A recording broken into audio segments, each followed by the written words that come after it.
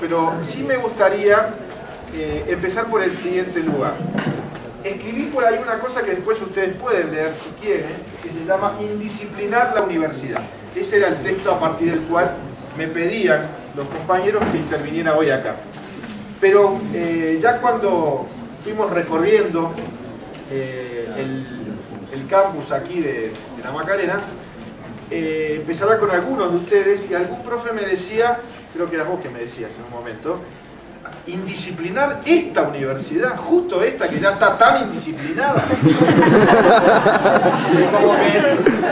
Como que no era buena idea venir con ese título justo acá. Y me quedé pensando un poco en eso, porque justamente a mí me interesaba esta conversación con ustedes, porque a partir de los cuentos, tanto de los profes como de los estudiantes con los que pudimos hablar en Quito, precisamente tuve la impresión que al menos este programa, el programa de Ciencias Sociales, es un programa muy interesante, distinto de lo que suelen ser las universidades. ¿Ustedes tienen esa sensación también? Este es un lugar diferente. Bien.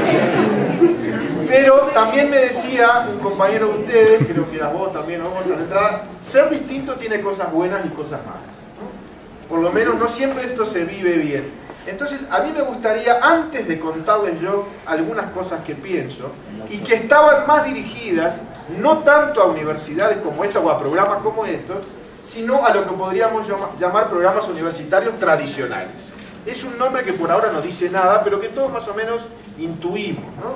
Que hay una manera de hacer universidad tradicional y que van surgiendo maneras nuevas de hacer universidad. Y que justamente la distrital y especialmente este programa de ustedes es una de esas maneras alternativas. Por eso a mí me interesa además, más allá de lo que a ustedes les pueda interesar lo que yo diga, a mí me interesaba conocerlo. Muchas veces hacemos estas rupturas pedagógicas, no hablo de lo epistemológico todavía, una ruptura en el esquema pedagógico que no resulta fácil de asumir. Una clase es una clase y todos estamos acostumbrados a que sea una clase. Yo quiero marcar, antes de pasar a esta cuestión de los problemas y los cambios, una cosa que a mí me llama la atención. Yo digo, una característica que ustedes señalaron acá tiene que ver con todo pasa en el aula. Aquí no. Aquí hay una relación con la comunidad.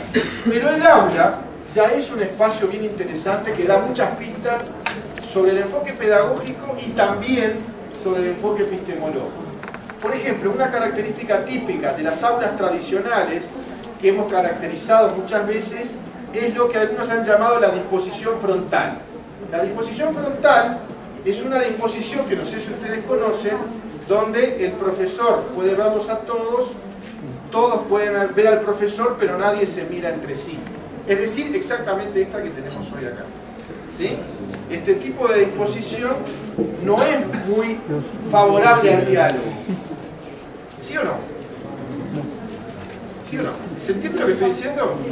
¿Por qué? ¿Qué digo? Es decir, este es solamente un diálogo entre ustedes y yo, o quizás un monólogo mío y eventualmente alguna respuesta de ustedes. Yo estoy intentando que sea un diálogo. Pero ¿por qué adoptaron esta disposición hoy cuando llegaron?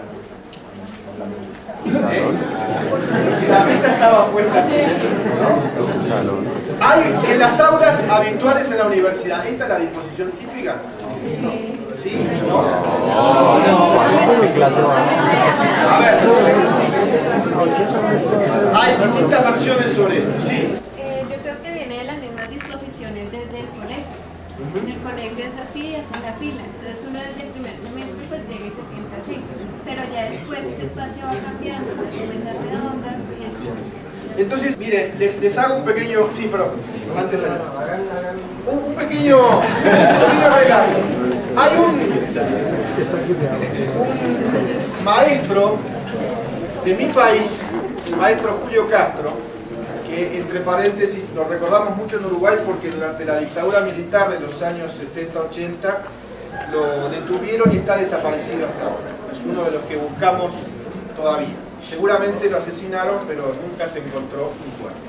El maestro Julio Castro era un pedagogo muy querido por todos los demás maestros, trabajaba en la enseñanza básica con los niños.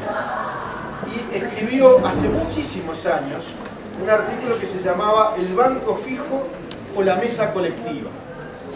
Y parecía casi un artículo sobre mobiliario escolar. Pero en realidad iba mucho más allá del mobiliario.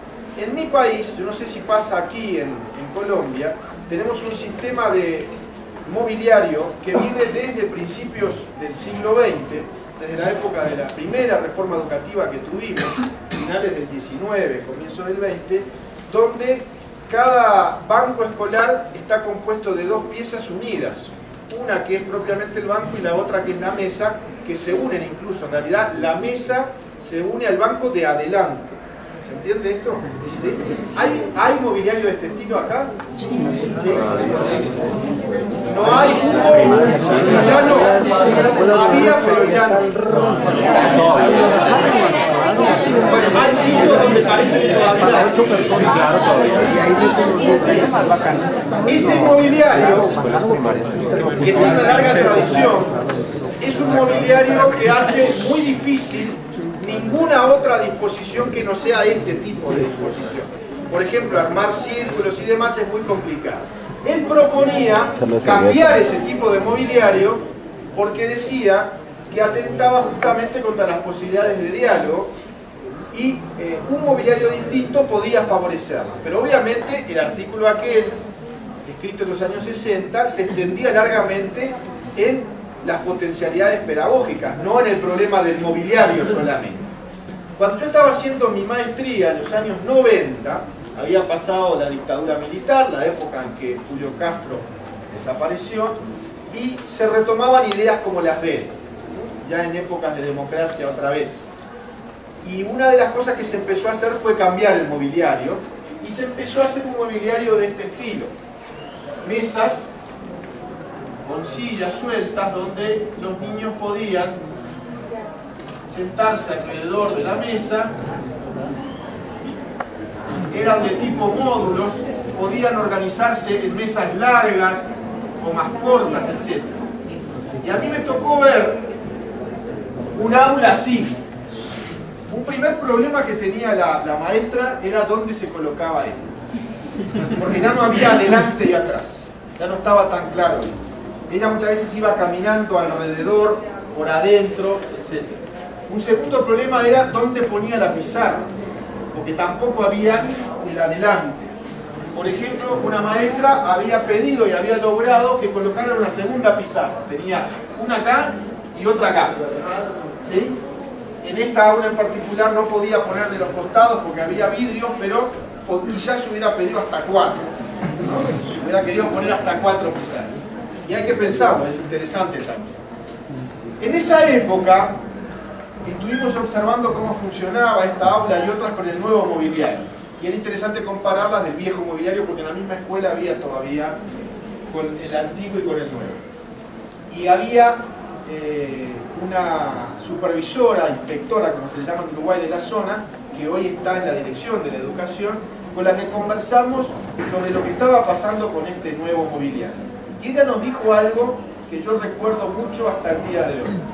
Decía, Edith Moraes se llama esta señora, nos decía, los profesores, las profesoras, las maestras, se quejan porque ahora los niños se pasan conversando, conversan todo el tiempo.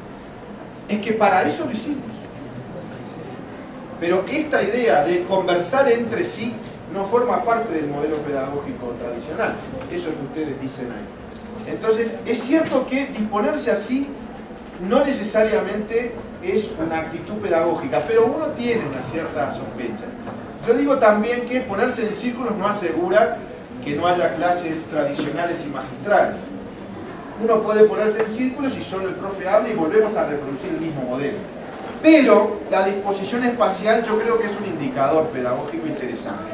Cuando yo recorro una universidad y veo que siempre la disposición es esta y que nunca hay disposiciones más circulares o de grupos, y algo me llama la atención.